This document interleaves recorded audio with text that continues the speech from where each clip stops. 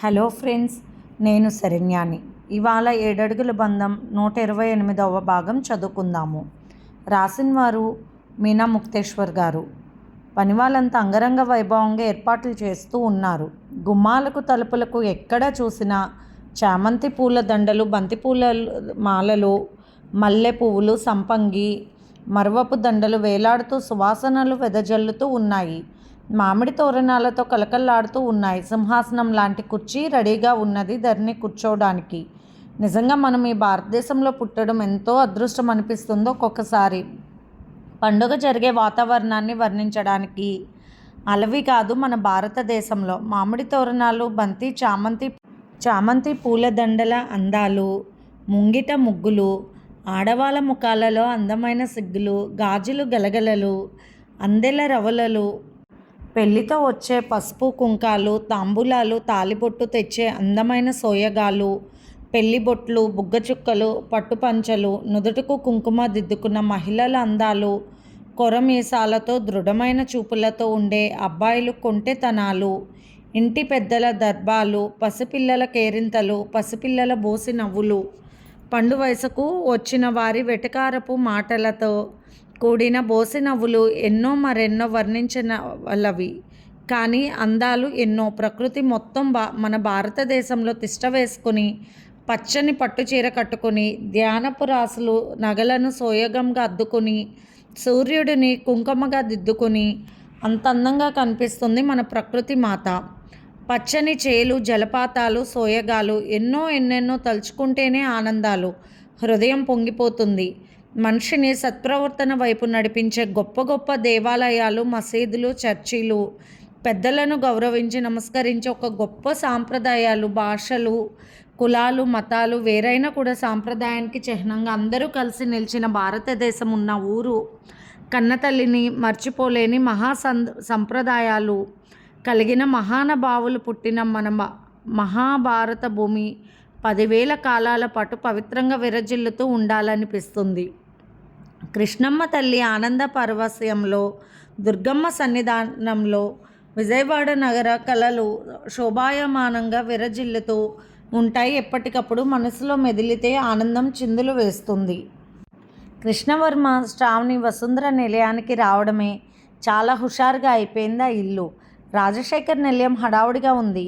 మామిడి తోరణాలతో, బంతి చామంతుల పూల దండలతో, ముంగిట ముగ్గులతో ఎంతో అందంగా ముస్తాబాయి ఉంది. హడావుడి పెడుతున్నారు శ్రీనివాసరావు గారు. ఆనంద్ అందరినీ తొందర చేస్తున్నాడు. పనివాళ్ళంతా చలివిడి బిందెలు, 2 గెలల అరటిపళ్ళు, ఆకులు, వక్కలు, పువ్వులు, పసుపు, కుంకుమ, ఖర్జూరాలు, ఎండి కొబ్బరి చిప్పలు, 11 రకాల స్వీట్లు భారీగా వ్యాన్లో సర్దిస్తున్నారు. వసుంధర నిలయం, రాజశేఖర్ నిలయం వాళ్ళకు సంబంధించిన ఫ్యాక్టరీల వారికి సంబంధించిన ఆడవాళ్లను పేరంటానికి పిలిచారు ముందు రోజే.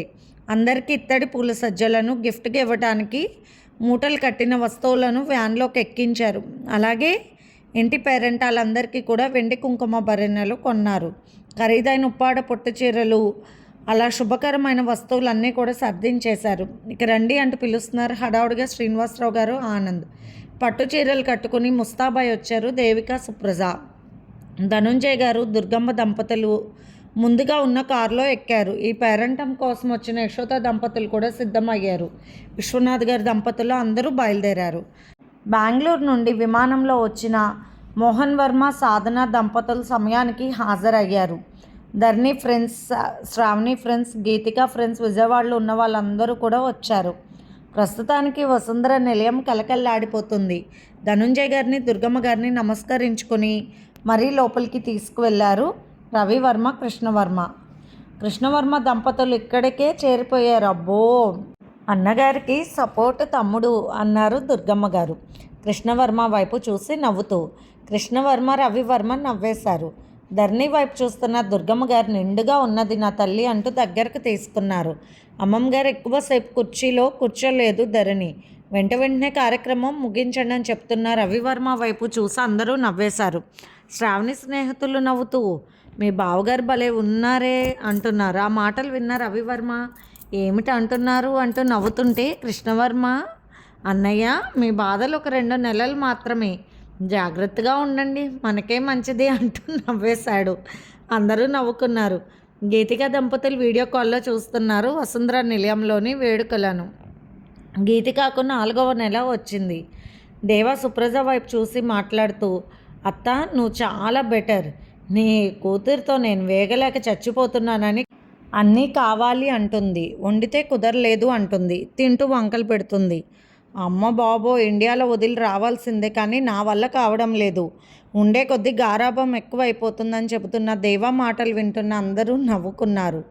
మరి పెద్దలు చెప్పిన మాట వినకపోతే అంతే, నా మనవళ్ళు ఇబ్బంది పడుతున్నారు పాపమని జాలపడ్డారు దుర్గమ్మ గారు. మీ మనవళ్ళు అంత తక్కువ వాళ్ళు కాదులేండి అంటూ నవ్వేశారు నారాయణరావు గారు. అవును అవును అంటూ నవ్వారు ఆనంద్ గారు. గీతిక పచ్చటి రంగులో పండిపోయినట్లు అయ్యింది. అప్పుడే పొట్ట బాగా కనిపిస్తుంది, కాస్త ఒళ్ళొచ్చినట్లుంది అంటున్న సుప్రజ మాటలకు, అలా అనకూడదు సుప్రజ, దిష్టి తగులుతుంది అన్నారు దేవిక. లేదు అత్తయ్య గారు, నిజమే, కడుపులో ఉంది ఎవరో కానీ బాగా తయారైంది గీతిక మేడం అంటూ తెగ నవ్వేశాడు దేవా. ఏమిటన్నయ్య మరీ ఓవర్గా బాగా విసిగిపోయినట్లు ఉన్నారు వదిన గారితో అంటూ దేవా వైపు చూసి నవ్వేశాడు కృష్ణవర్మ. ఎంతమంది ఉంటేనే భయపడిపోతున్నాను, ఇక ఎవరు లేని చోట మన దేవా పరిస్థితి ఏమిటో నాకు కళ్ళ ముందు కనిపిస్తుందంటూ నవ్వాడు రవివర్మ. అన్నయ్య నువ్వు ఊహించుకునే చిత్రాలు గీసే పని లేదు, ఒక్కసారి ఉండు అంటూ తలకు గుడ్డ చుట్టుకుని చేత్తో గరిట పట్టుకొని ఫోజులు ఇచ్చాడు దేవా. అంతే, అందరూ నవ్వేశారు. నువ్వంత తక్కువ వాడివి కాదులేరా, మరీ ఓవర్ యాక్షన్ చేస్తున్నావు అన్నారు అంబికా గారు నవ్వుతూ. విశ్వనాథ్ గారు నిజమే అంటూ నవ్వేశారు. దేవా వాళ్ళ అన్నయ్య వదిన కూడా నవ్వుతూ, అవును అత్తయ్య గారు, దేవా మరీ ఎక్కువ చేసి చెప్తున్నాడు, నేను హెల్ప్ చేస్తున్నాను, మీ పెద్దబ్బాయి హెల్ప్ చేస్తున్నారంటూ నవ్వుతూ చెప్పింది అంబికా గారి పెద్ద కోడలు. అంతే, అందరూ నవ్వేశారు. పంతులు గారు చెప్పిన ముహూర్తం సమయం అవుతుంది, ఉంటాము అని పెట్టేశారు. కృష్ణవర్మ వీడియో కాల్లో కనిపించేలాగా సెట్టింగ్ చేశాడు. సింహాసనం లాంటి కుర్చీలో 5 ముత్తైదువులను అక్షింతలు వేయడంతో సింహాసనం సిద్ధమయ్యింది. దుర్గమ్మ గారి ధరణికి చక్కగా తాంబూలం ఇచ్చి పట్టుబట్టలతో అన్ని నగలు పెట్టి పూల జడ వేసి అందంగా ముస్తాబ్ చేసిన ధరణిని కూర్చోపెట్టారు కుర్చీలో దుర్గమ్మ గారు. వీడియోగ్రాఫర్ వచ్చి ప్రతిదీ ఫోటోలు తీసుకుంటున్నాడు, వీడియో తీస్తున్నాడు. నిండుగా ముస్తాబైన భార్య వైపు చూసిన రవివర్మ కళ్ళల్లో ఏదో కన్నీరు కదిలింది. అవును, నిండుగా ఉన్న భార్య వైపు చూసిన ప్రేమ ఉన్న భర్తకు కాస్త బాధగా ఉంటుంది. ఆ భారం సులభంగా దిగిపోవాలని, తన భార్య మునుపటి కన్నా ఆరోగ్యంగా ఉండాలని, బిడ్డ ఆరోగ్యంగా పుట్టాలని ఎన్నో ఆశలు ఉంటాయి, కానీ చెప్పుకోరు మగవాళ్ళు. అందుకే వారి కళ్ళల్లో ఆనంద బాష్పాలు. వసుంధరాదేవి గారు రవివర్మ వైపు చూసి, అంతా సుఖంగా జరుగుతుంది, ఏమాత్రం కంగారు వద్దురా అని భుజం తట్టి వెళ్ళారు. దుర్గమ్మ దంపతులు ముందుగా అక్షింతలు వేసి ఆశీర్వదించారు. తర్వాత శ్రీనివాసరావు గారు దేవిక దంపతులు వారు తీసుకొచ్చిన చీర, సారె, పసుపు, కుంకాలు అన్ని మంగళకరమైన వస్తువులు కూడా ధరణి చేతిలో పెట్టారు. దుర్గమ్మ గారు ఆనందంగా తన నగల పెట్టిలో ఉన్న పొడువు ఆహారం తీసుకువచ్చి మనవరాలకి అలంకరించింది ప్రేమతో. తల్లిదండ్రుల ఆశీర్వాదాలు తీసుకుంది ధరణి. ఆ తర్వాత ఆనంద్ గారి దంపతులు ఆశీర్వదించారు. సాధన దంపతులు ఆశీర్వదించారు. ఆ తర్వాత విశ్వనాథ్ గారి దంపతులు, నారాయణరావు గారి దంపతులు ఒకరి తర్వాత ఒకరు జంటలుగా అక్షతలు వేస్తూ దీవిస్తూ ఉన్నారు. 5 పెద్ద ముత్తైదువులు ధరణికి గాజులు ఎక్కిస్తున్నారు. పసుపు, గంధము, కుంకుమ అన్నీ అలంకరించారు ధరణికి. అందరూ పేరెంటాలు తీసుకున్నారు. తాంబూలాలు, గిఫ్ట్లు, ప్యాకెట్లు అన్నీ సిద్ధం చేసి ఉంచారు. రవివర్మ భార్యకు కుంకుమ పెట్టి గంధం రాసి అక్షతలు వేసి ఆశీర్వదించాడు. కెమెరా అబ్బాయి చెప్పడంతో ధరణి బుగ్గ మీద ముద్దు పెట్టినట్లు ఒక ఫోజ్ ఇచ్చాడు రవివర్మ. అబ్బా ఎందుకు అంటుంది ధరణి సిగ్గుపడుతూ. కెమెరాకి ఇవన్నీ కావాలి వదిన గారు అంటూ నవ్వుతున్నాడు కృష్ణవర్మ. శ్రావణి హడావుడిగా ఫ్యాక్టరీ నుండి వచ్చిన ముత్తైదువులందరికీ గిఫ్ట్ ప్యాకెట్లు ఇవ్వటానికి సర్ది ధరణి దగ్గర పెట్టింది. ముందుగా తాంబూలాలు నానమ్మకి ఇచ్చింది ధరణి. తర్వాత ఇంట్లో ఉన్న ముత్తైదువులందరికీ ఇచ్చిన తర్వాత ఫ్యాక్టరీ వాళ్ళందరికీ ఇవ్వడం ప్రారంభించారు. శ్రావణి ధరణికి అందివ్వడం, ధరణి పేరెంటాలకి ఇవ్వడం జరుగుతుంది. వచ్చిన వాళ్ళందరికీ పసుపు, కుంకుమ, గంధం అన్నీ కూడా చూసుకుంటున్నారు సుప్రజా దేవిక. అంగరంగ వైభవంగా జరుగుతూ ఉంది ఫంక్షన్. ధరణి లోపలికి వెళ్ళి తల్లిదండ్రులు ఇచ్చిన చీరను కట్టుకుని వచ్చింది. తల్లిదండ్రులు పెట్టిన నగలు కూడా పెట్టుకుని వచ్చింది. కాస్త అలసటగా ఉన్నట్టుగా నీరసంగా ఉండి చెమటలు పడుతుంటే కృష్ణవర్మ పరీక్ష చేశాడు. ఇక ఎక్కువసేపు కూర్చోపెట్టవద్దు, అందరూ అక్షతలు వేసి ఆపేయండి, ఇక పంచుకునే తాంబూలాలు మీరు పంచండి అని గట్టిగా చెప్పాడు కృష్ణవర్మ. రవివర్మ ముఖం చూసి ముందే చెప్పేశాడు. భయపడుతున్నాడు రవివర్మ. ఆ విషయం కనిపెట్టాడు కృష్ణవర్మ. అలా ధరణి శ్రీమంతం వేడుక చాలా బాగా జరిగింది. వచ్చిన వాళ్ళంతా భోజనాలు చేశారు. ప్రతి ఒక్కరికి గిఫ్ట్లు అందేలా చేశారు శ్రావణి కృష్ణవర్మ దంపతులు. ధరణి కోసం వచ్చిన స్నేహితులు ధరణికి అక్షితలు వేసి ఇత్తడి పూల సజ్జలలో తాంబూలాలు తీసుకుని దేవికా గారు ఇచ్చిన వెండి కుంకుమ భరిణలు కూడా తీసుకుని వెళ్ళారు. ఇంటి పేరంటాలకు అందరికీ వెండి కుంకుమ భరిణలు పంచారు. ధరణికి ఇక కూర్చునే ఓపిక లేక నీరసం వస్తుంటే కృష్ణవర్మ శ్రావణిని వెంటనే వదిన గారికి అలంకారాలు తీసేయండి, చక్కగా గాలి ఆడేలాగా చేసి మెత్తటి కాటన్ బట్టలు కట్టండి అని చెప్పాడు. లేదు బాబు, ఇంటికి బయలుదేరుతాం కదూ, ఇక అక్కడికి వెళ్ళిన తర్వాత మార్చుకోవచ్చని చెప్పారు దేవికా గారు. భోజన కార్యక్రమాలు అయ్యాక అందరూ తాంబూలాలు తీసుకుని ఆనందంగా ఎవరి ఇళ్ళకు వాళ్ళు బయలుదేరారు. ధరణి బట్టలు ముందే సర్దుకుని ఉండడంతో అవన్నీ కూడా కారులో పెట్టారు ఆనంద్ గారు. చలివిడి, కొంత స్వీట్లు, కొన్ని పళ్ళు అన్నీ కూడా ధరణి చేతిలో పెట్టినవన్నీ కూడా ఒక కవర్లో పెట్టి బ్యాగ్లో పెట్టి ఇచ్చారు. సమయం కూడా చెప్పారు పంతులు గారు. వెంటనే బయలుదేరాలి అని వసుంధరాదేవి గారు సమయం సూచించారు. అందరూ బయలుదేరాలని వసుంధరాదేవి గారు సమయం సూచించారు. అందరూ బయలుదేరారు ధరణిని తీసుకుని. వసుంధర నిలయంలో మోహన్ వర్మ, సాధన, రవివర్మ వసుంధరాదేవి గారి దగ్గర కూర్చుని మాట్లాడుతూ ఉన్నారు. ఇంటికి చేరిన తర్వాత ధరణికి వేడి నీళ్ళు ఉండడంతో జాగ్రత్తగా స్నానం చేయించారు దేవికా గారు. కాటన్ బట్టలు ఇచ్చారు. కృష్ణవర్మ ధరణిని పరీక్షించారు. రేపు ఉదయం ఒకసారి హాస్పిటల్కి రండి అని చెప్పారు కృష్ణవర్మ. ఆ విషయాన్ని రవివర్మకు కూడా ఫోన్ చేసి చెప్పాడు కృష్ణవర్మ. 9వ నెల వచ్చిన తర్వాత ఒక్కసారి పరీక్షలు చేసి చూడడం మంచిదని చెప్పాడు కృష్ణ. అలా పండుగ సంబరాలు ఆనందంగా ముగిశాయి. ధరణికి నీరసంగా అనిపించింది. అలాగే పడుకుండిపోయింది. ధనుంజయ్ గారు, దుర్గమ్మ గారు ధరణి ఉన్న గదిలోకి వచ్చారు. అమ్మ నీరసంగా ఉందా అన్నారు ధనుంజయ్ గారు. అవును తాతగారు అంటూ చిన్నగా లేవబోయిన ధరణి, వద్దు నాన్న పడుకో అన్నారు ధనుంజయ్ గారు. సుప్రజ బాబుని తీసుకొచ్చి కాసేపు ధరణి దగ్గర పడుకేసింది. నిండుగా ఉన్న అమ్మాయి మనసులో ఏవేవో భయాలు కూడా ఉంటూ ఉంటాయి. అందుకే అలా ఉన్న పరిస్థితిలో చంటి బిడ్డనుంటే పక్కన పొడికేస్తూ చూస్తూ మైమర్చిపోతారు. భయాన్ని మర్చిపోయి రాబోయే తన బిడ్డ ఆలోచనలలో ఉండిపోయి ఆనందంగా ఉంటారు. అందుకే దుర్గమ్మ గారు సుప్రజాక మాట చెప్పారు. ధరణి అంతా మన శ్రీనులాగా అంటూ ముచ్చటపడ్డారు ధనుంజయ్ గారు. ఇప్పుడిప్పుడే ధనుంజయ్ గారిలో ప్రతి విషయాన్ని అవగాహన చేసుకునే వివరణ ఏర్పడుతుంది. దుర్గమ్మ గారు ధరణి పొట్టను పట్టుకుని గమనించారు.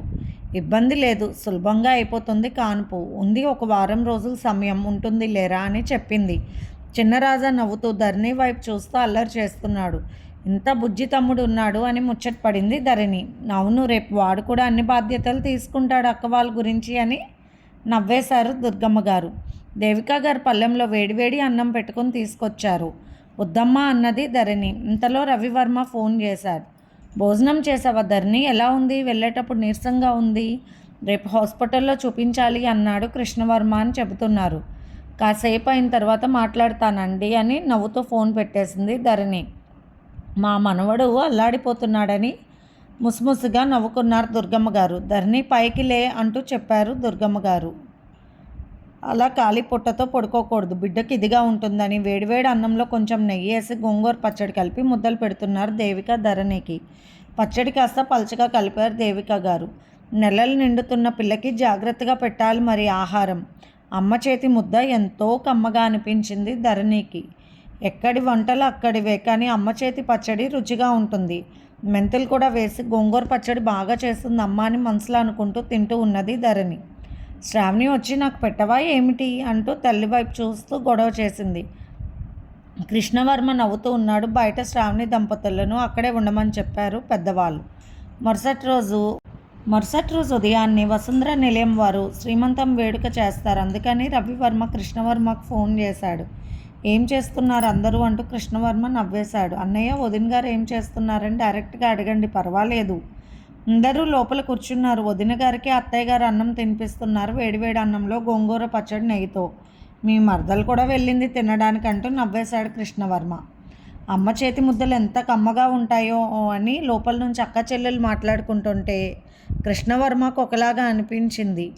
అవును, అమ్మ చేతి ముద్ద కమ్మగా ఉంటుందని చిన్నగా అనుకుంటున్న కృష్ణవర్మ మాటలు ఫోన్లో రవివర్మ విన్నాడు.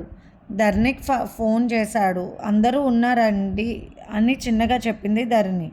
తెలుసు, కృష్ణవర్మకు చేశాను, కానీ కృష్ణవర్మకు కూర గోంగూర పచ్చడితో అన్నం ముద్దలు చాలా ఇష్టమంట. అమ్మ చేతి ముద్దలను ఒక రకంగా అనుకున్నాడని చిన్నగా చెప్పాడు రవివర్మ. అవునా అనుకుని అర్థం చేసుకున్న ధరణి లేచి దేవికా గారితో చెప్పి కృష్ణవర్మ దగ్గర కూర్చున్నారు. వెళ్ళి అందరూ దేవికా గారు కూతుర్లు ఇద్దరికి ముద్దలు పెడుతూ ఉన్నారు.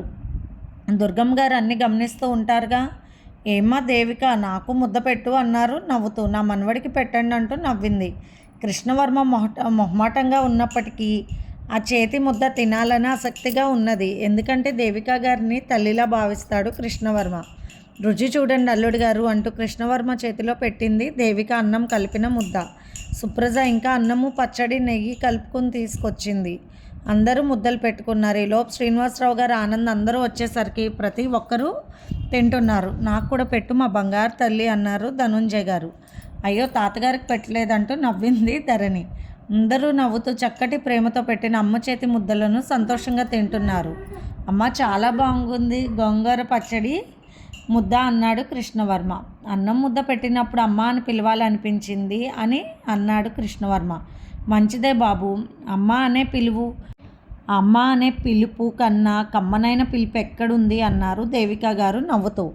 అమ్మ చేతి ముద్ద కన్నా కమ్మనైన ముద్ద కూడా ఎక్కడా లేదమ్మా అన్నారు కృష్ణవర్మ. కృష్ణవర్మ కళ్ళల్లో ఆనంద బాష్పాలు. సారీ కృష్ణవర్మ, అవన్నీ నేను కనిపెట్టలేని పరిస్థితిలో ఉన్నాను. నేను ఇలాంటివి జాగ్రత్తగా పట్టించుకోవాలి. ఆయనకు తల్లిదండ్రులు ఎవరూ లేరన్న భావన కలగనివ్వకూడదని నిర్ణయించుకుంది శ్రావణి. ఇంతకీ కడుపుతో ఉన్నది నేనేనా లేక ఎవరు అంటూ నవ్వింది ధరణి. ఇంతలో రవివర్మ వచ్చి లోపలికి అందరూ ముద్దులు తింటున్నారు హాయిగా. మరి నాకు అంటూ వచ్చారు. అమ్మ దొంగ అన్నయ్య, నువ్వు మాత్రం వదిన కోసం వచ్చావు కదూ అని చిన్నగా నవ్వాడు కృష్ణవర్మ. ఏదో అనుకున్నాను ధరణి, లేకపోతే ఇంట్లో ఉండలేను అన్నాడు చిన్నపిల్లాడిలా ముఖం పెట్టిన రవివర్మ. దేవికా గారు అన్నం ముద్దలు కూడా అందరికీ చేతుల్లో పెడుతుంటే తిన్నారు రవివర్మ గారు కూడా. తర్వాత ధరణి లోపలికి వెళ్ళింది. రవివర్మ కూడా లోపలికి వెళ్ళాడు. ఏమండి, మీకు గోంగూర అంతగా నచ్చదు కదా, పైగా రాత్రిపూట అసలు తిన్నారు కదా, ఎలా తిన్నారు అన్నది నవ్వుతూ. ఈ వంకతో వచ్చినట్లు రావాలనిపించింది. ముఖ్యంగా నిన్ను చూడాలి అంటున్న భర్త వైపు చూసి నవ్వింది. వచ్చి 2 గంటలు కూడా అవ్వలేదు అని నవ్వుతుంటే ధరణి వైపు చూసి, అందుకే మరి ఉన్న ఊర్లో అమ్మాయిని పెళ్లి చేసుకుంది. నా ఇష్టం, ఎప్పుడైనా వచ్చి వెళ్తాను రాజశేఖర్ నిలయంలో అమ్మాయిని. నాకెందుకు ఇచ్చి పెళ్లి చేశారు అంటున్న రవివర్మ మాటలకు మిమ్మల్ని రావద్దని ఎవరు అనలేదు అన్నయ్య గారు అంటూ నవ్వేశాడు వెనక్కి వచ్చిన కృష్ణవర్మ. బావగారు, మీకు గోంగూర పచ్చడి అంత నచ్చదని నాకు తెలుసు, మీరు వచ్చింది అక్క కోసమే అని కూడా తెలుసు అంటూ నవ్వింది శ్రావణి. అందరూ ఆనందంగా నవ్వుకున్నారు. ఆ మాటలు విన్న పెద్దలు, సరేలే వాళ్ళే మాట్లాడుకుంటారు, నేనేదో అన్నయ్యతో ఒక మాట మాట్లాడాలని వచ్చాను అన్నాడు కృష్ణవర్మ నవ్వుతూ శ్రావణి వైపు చూసి. అవునవును, మరి మేము కొత్త జంట కదూ, మీరుంటే మాకు అడ్డం అన్నారు రవివర్మ కొంటగా కృష్ణవర్మ వైపు చూసి నవ్వుతూ. అన్నయ్య, నేను మర్చిపోయానా, మీరే పదే పదే గుర్తు చేస్తుంటే ఇబ్బందిగా ఉంటుంది అన్నాడు గారభంగా కృష్ణవర్మ. ఎన్ని వేషాలు వేస్తావు కృష్ణ, నిజంగా కృష్ణుడివి నువ్వు అంటూ నవ్వేశాడు రవివర్మ. శ్రావణి కృష్ణవర్మ బయటకు వెళ్ళి తలుపు దగ్గరకు వేశారు. ధరణి నుదుటి మీద ముద్దు పెట్టుకుని ఆమె పుట్టభాగాన్ని చేతితో తడుముతూ ముద్దు పెట్టుకుంటూ ఉన్నాడు. రవివర్మ పెదవుల స్పర్శకు లోపలున్న బిడ్డ ఆనందంగా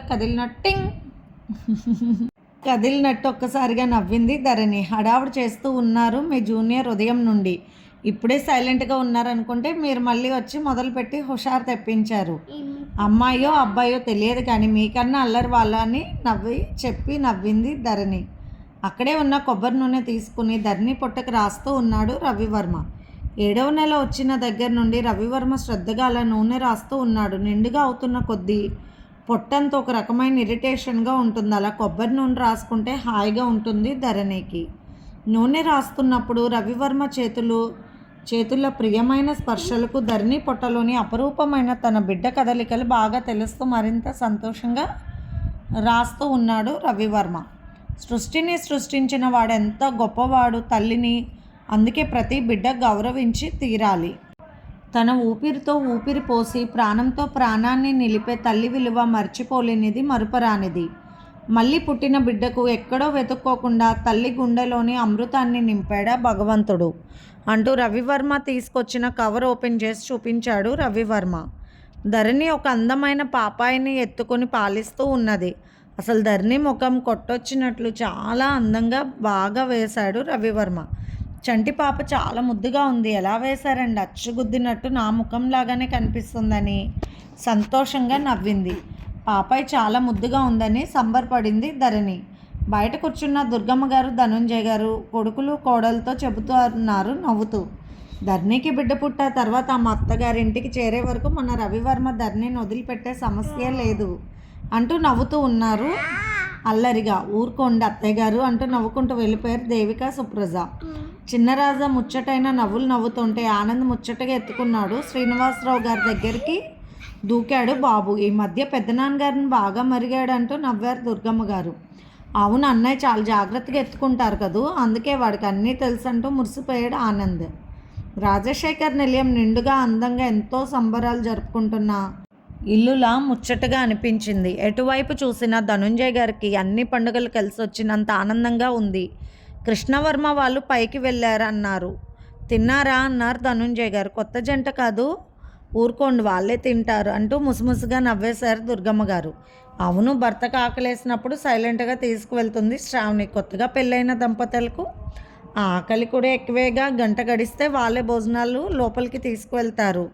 మరి ఓపికలు ఉండాలి అని నవ్వుకున్నారు దుర్గమ్మ గారు మనసులో. ఇది ఫ్రెండ్స్ ఇవాల్టి ఎపిసోడ్. రేపు ఇంకొక ఎపిసోడ్తో మీ ముందుకు వస్తాను. మీకు కనుక స్టోరీ నచ్చినట్లయితే లైక్ చేసి షేర్ చేసుకొని సబ్స్క్రైబ్ చేసుకోండి. ఉంటాను.